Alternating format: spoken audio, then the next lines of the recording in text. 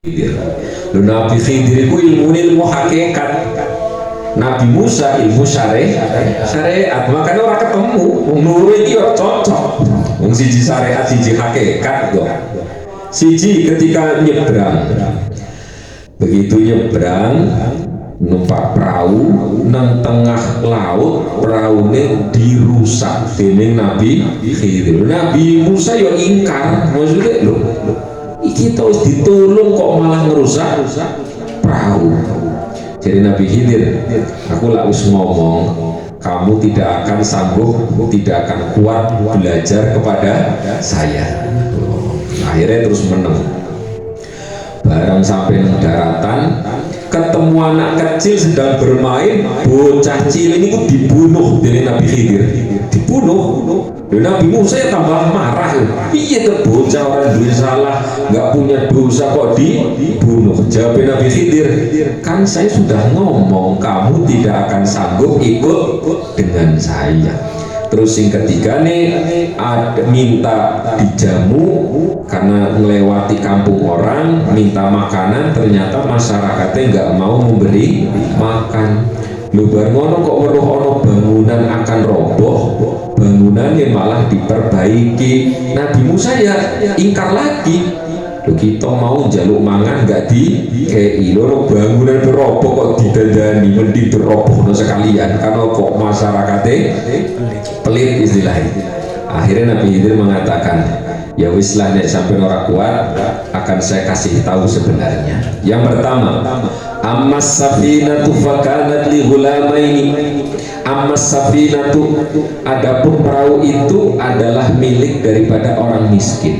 Wa kana wara'ahum maliku ya'khudhu kulla safinatin ghusba.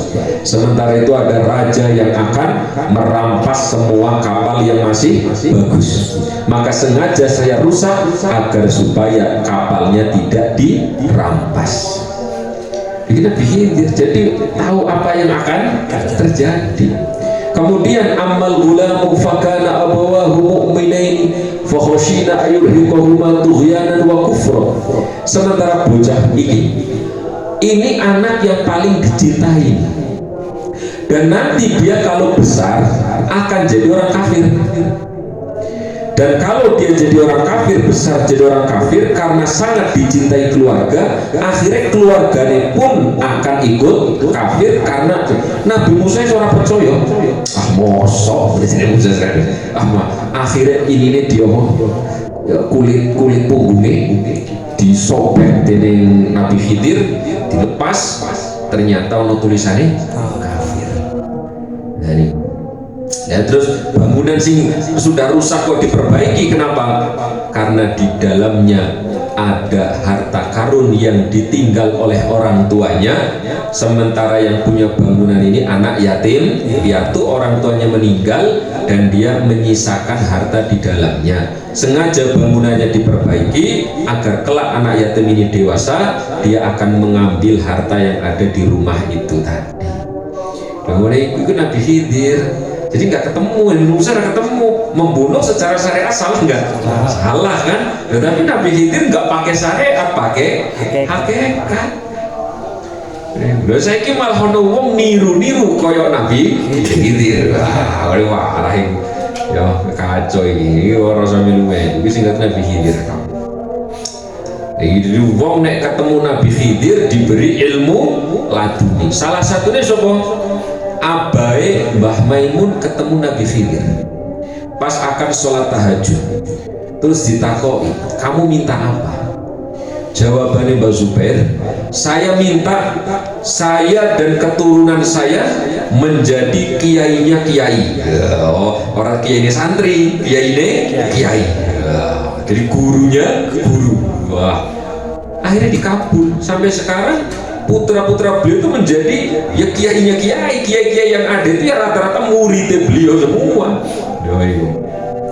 Lah Mbah Maimun kepada Nabi Khidir 2 kali, sing masyhur, sing terkenal 2 kali. Satu waktu nyantri nang Lirboyo, sing kedua waktu beliau nang Mekah. 2 kali. Iku berjalan sama 2 kawannya, wong telu iki melaku. Tiba-tiba Nabi Khidir datang menyerupai orang tua, 2 kawannya pingsan. Akhirnya cuma Mbah Mun sih kayak ini. Makanya beliau belajar 2 tahun, tapi ilmu deh mengalahkan yang belajar puluhan tahun, ilmu laduni. Lah ada santri dulu sama, santriku tidur karena terlalu capek belajar, ketiduran. Lu barang tidur nang mimpi niku seakan-akan perjalanan 15 tahun, ya persis kayak perjalanan, tapi mimpi. Barang mimpi dia belajar macam itu 15 tahun di Peduli Nabi Khidir. Bariku terus beliau pas sedang tidur, padahal tidurnya cuma setengah jam, tapi seakan-akan perjalanan 15 tahun. Beliau kebangun karena kejatuhan kitab. Orang kitab mundur lemari tiba-tiba jatuh nang dadane, terus beliau terkejut bangun, langsung jadi kiai, langsung ngalim. Padahal penalim turun dure kayak kitab. Kalau kita lihat timbul langsung itu ngalim. Wah, iki ora iso ditiru sih kayak gini. Nah, kita ya kelas pengen ngalim butuh belajar. Sing koyo ngono ya ono ning ora akeh. Nah, ilmu laduni. Fal wajibu 'alal insani tahsilu tilkal 'ilm min ahli basair. Maka kewajiban bagi manusia adalah menghasilkan ilmu itu, belajar dari orang-orang yang ahli basirah, yang memang ilmu kebatinannya aktif. Berarti paling tidak kita harus belajar kepada wali-waline Allah. Alhamdulillah belajar di wali, Mbah Mem itu wali. Jadi dua guru wali ya ngono. Akhirnya bi akhdi talqin, dengan cara talqin itu begini, kita talqin. Jadi orang kok belajar lewat YouTube, enggak, talqin, bertatap muka. Nah, min waliyin mursyidin, belajar talqin dari wali mursyid, yukhbiru min ilmi lahud, yang akan memberikan kabar dari ilmu lahud, ilmu ketuhanan. Maka faya ayuhal ikhwan intabihu, wahai saudara-saudara bangun. Nah, ciri-ciri saya terjalani, ayo bangun, jangan tidur terus, mesti bangun. Wasari'u ila maghfiratin min rabbikum, bergegaslah menuju ampunan Tuhan kalian, bitaubati, dengan taubat, fadkhulu fit thariq, masuklah ke tarekat, warji'u ila rabbikum, dan kembalilah kepada Tuhan kalian, ma'ahadil qawafil ar-ruhaniyah, bersama rombongan-rombongan rohani.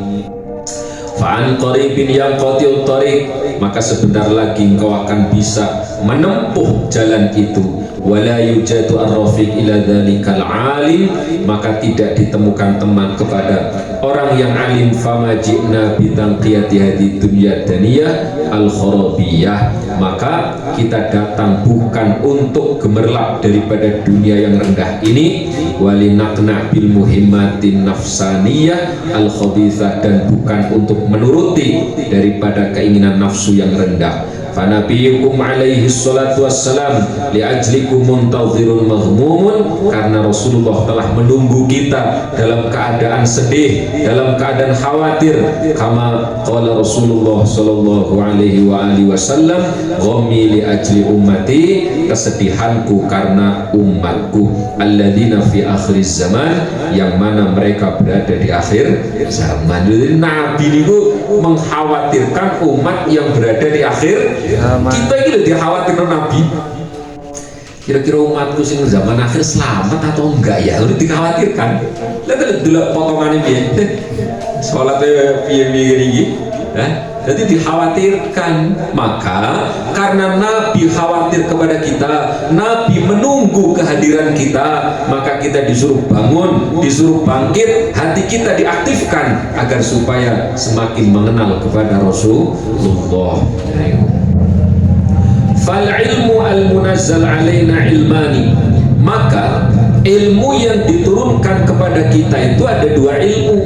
Satu zahirun wa batinun, ada ilmu zahir, ada ilmu batin, yakni asy-syari'ah wal ma'rifah, yaitu ilmu syariat dan ilmu ma'rifat.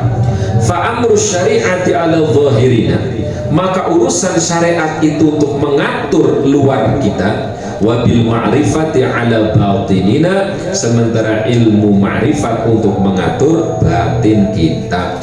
Lian tajjamin istima'ihi ma'ilmal haqiqah, kalau kita mendalami ilmu zahir dan ilmu batin, maka kita akan mendapatkan mengumpulkan ilmu hakikat. Jadi orang bisa tahu ilmu hakikat syaratnya mendalami ilmu zahir dan ilmu batin. Jadi nggak iso kebatinan toh, harus dohirin disini. Makanya nanti kan diajari sholat syariat, sholat toreka, puasa syariat, puasa tarekat, itu kok diajari. Gila, itu kok digabungkan. Nanti kalau sudah menggabungkan dua ilmu itu, maka kita akan tahu hakikat. Lalu ngerti hakikat, kita akan merasakan nikmatnya ibadah karena wis ngerti. Tahu ya, kayak beginilah wong sing kenapa ngerokok karena wis ngerti hakikat nikmate rokok. Dan sing urung merasakan nikmate dipaksa koyo-koyo ora gelem, nggak mau. Kenapa? Dia belum tahu nikmatnya rokok. Ini kira-kira. Nah, berarti kudu ngerti dhisik, harus tahu dulu.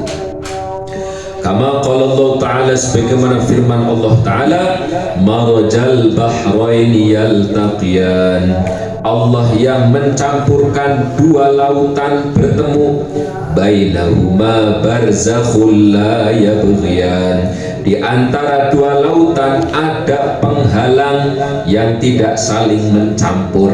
Iku onone nang Bahrain, tempat bertemu satu laut ini tawar, lah laut sing sebelah asin. Iku perasaan koyo gabung, padahal ada apa? Penghalangi. Mereka nggak saling bercampur, nggak nyampur masing-masing. Ini contoh. Allah itu mencontohkan ada air tawar, ada air asin jejeran tapi tidak bercampur. Maksudnya ada ilmu zahir, ada ilmu batin yang dua-duanya akan saling melengkapi tapi nggak bisa saling mencampuri. Makanya dia ngomong apa takut itu jelas nih sih. Sampai takut urusan apa ini? Syariat atau urusan hakikat. Jadi jangan dicampur aduk. Lu syariat lebih hakikat campur aduk. Contohnya begini. Kenapa sih sampai nggak sholat? Saya nggak sholat itu karena sudah takdir. Itu kan jadi mencampur aduk antara syariat dengan hakikat. Itu nggak boleh. Tetap syariat harus berjalan sesuai relnya, hakikat juga berjalan sesuai relnya masing-masing. Wa illa fa mujarradu ilmi dhahir la tasul haqiqah. Maka kalau tidak mau mengumpulkan dua ilmu, maka orang yang belajar ilmu zahir saja tidak akan bisa mendapatkan ilmu hakikat. Wala yasilu ilal maqsud wal ibadal kamila bihima la biwahidihima. Bahkan orang tidak akan bisa mencapai tujuan dan ibadah yang sempurna tanpa mengumpulkan ilmu zahir dan ilmu batin. Kama qala Allah Ta'ala, wa ma khalaqtul jinna wal insa illa liya'budun. Tidak aku ciptakan jin dan manusia kecuali untuk beribadah kepada Allah. Liya'rifuni, supaya mengenal aku, jadi Gusti Allah. Faman lam ya'rifu kaifa ya'buduhu, maka barang siapa yang tidak mengenal Allah, bagaimana mungkin dia bisa menyembah Allah? Mau kenal wae ora, kan tidak mungkin akan menyembah. Jadi tujuan daripada mempelajari ilmu zahir dan ilmu batin. Ilmu zahir